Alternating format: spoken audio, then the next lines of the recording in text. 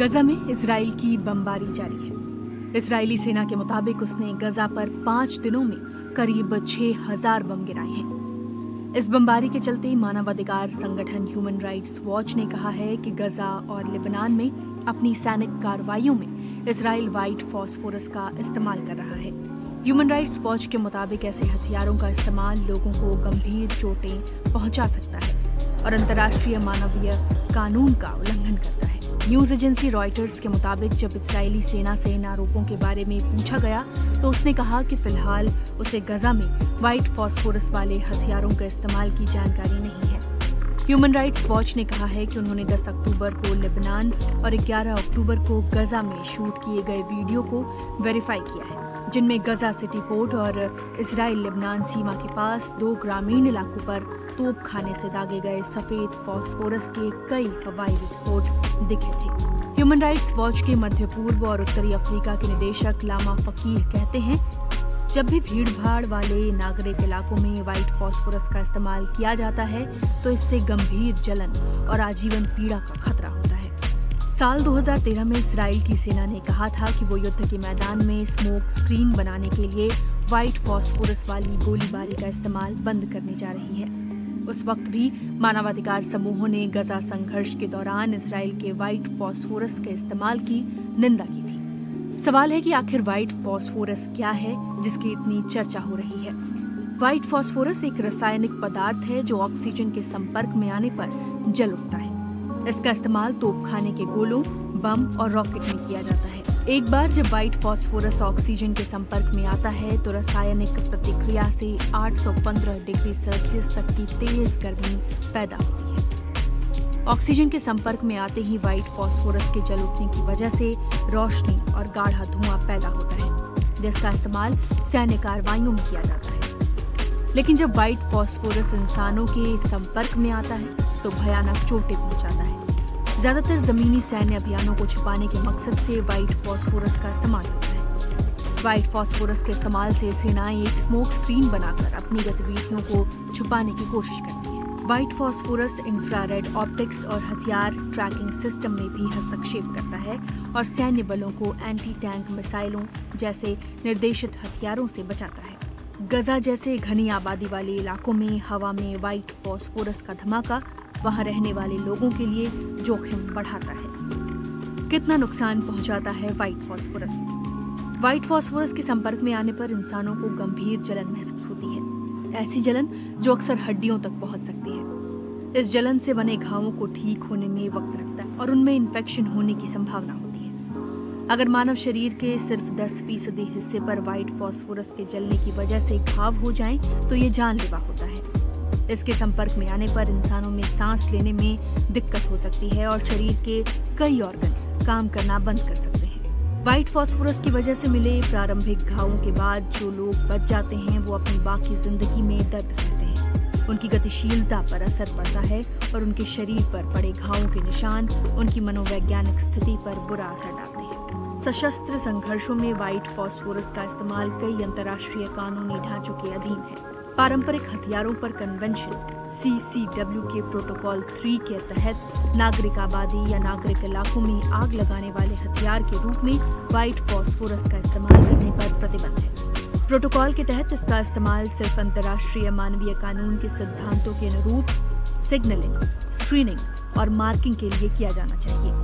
सशस्त्र संघर्षों में व्हाइट फॉस्फोरस के इस्तेमाल को लेकर एक महत्वपूर्ण बहस पैदा कर रही है, जिसमें कुछ लोगों ने नागरिकों और पर्यावरण को होने वाले नुकसान को कम करने के लिए सख्त नियमों और ज्यादा निगरानी की मांग की है। तबाही का दायरा बढ़ता जा रहा है। इसराइल का कहना है कि वो खुफिया जानकारी के आधार पर हमास के ठिकानों को निशाना बना रहा है। हमास जिन्होंने इसराइलियों की हत्या की है। लेकिन हर उम्र के आम लोग भी बहुत बड़ी संख्या में मारे जा रहे हैं। इसराइल पर आरोप लग रहे हैं कि वो भी हमास की तरह युद्ध अपराध कर रहा है। अमेरिकी विदेश मंत्री एंटनी ब्लिंकन ने इसराइल के लिए अपना समर्थन जताते हुए प्रधानमंत्री बेंजामिन नेतन्याहू को और सैन्य मदद देने का भरोसा दिलाया है।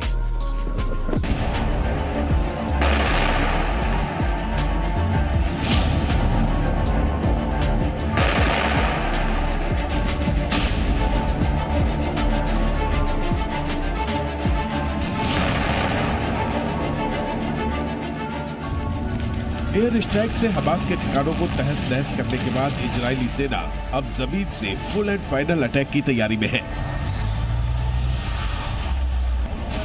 इजरायली सेना के टैंक, बख्तरबंद गाड़ियां और पैदल सैनिक गाजा में घुसकर हमास का समूल नाश करने का इंतजार कर रहे हैं।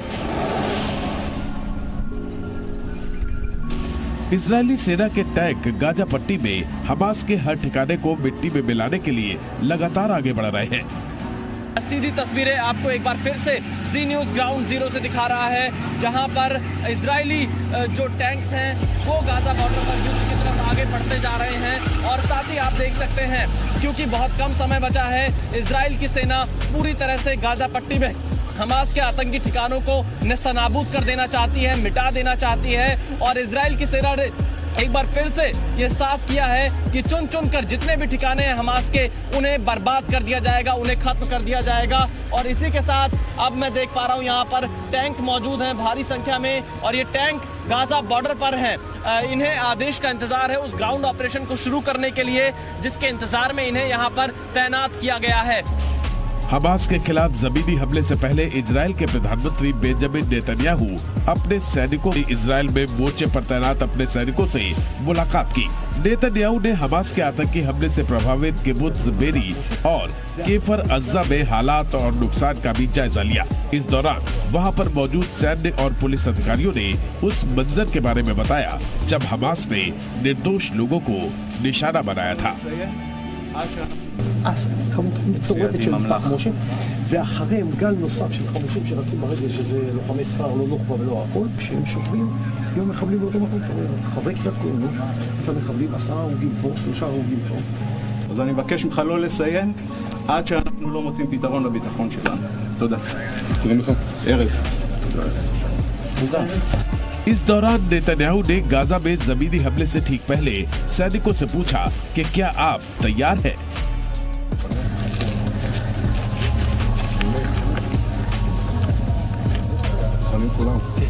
के गाजा बॉर्डर के दौरे और बड़ी संख्या में टैंकों के साथ बख्तरबंद गाड़ियों की तैनाती से साफ है कि इजराइल अब हमास के खिलाफ निर्णायक जंग छेड़ने जा रहा है।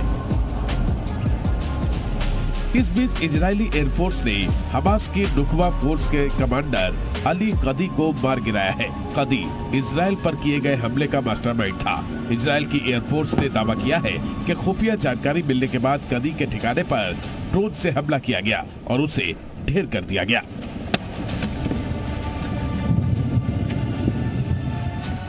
अली कदी के इशारे पर हमास के आतंकी इजराइल में दाखिल हुए थे और कत्लेआम किया था।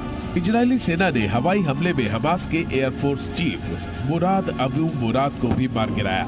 अबू मुराद गाजा शहर से हमास के हवाई हमले का नेतृत्व कर रहा था। आतंकी के ठिकाने की पुख्ता जानकारी मिलने के बाद इजरायली एयरफोर्स ने बम गिराए और मुराद अबू मुराद को ढेर कर दिया।